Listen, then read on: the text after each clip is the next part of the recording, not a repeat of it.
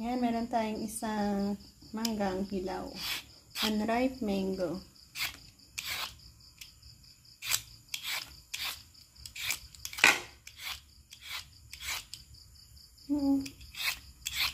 Yata na natin balatan, kainin at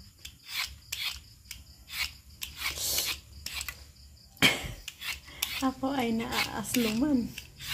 Ano sa Tagalog ang aslum? Sour, bad taste. Bad taste.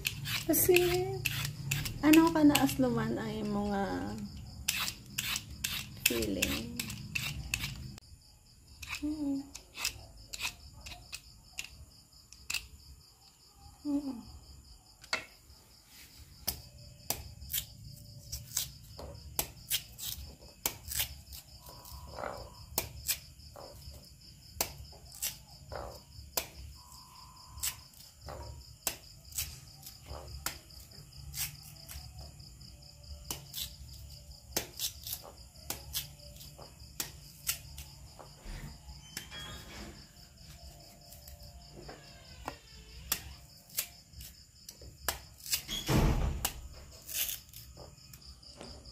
So, ayan, maglagay tayo ng konting tuyo. And then, ayan. Sarap.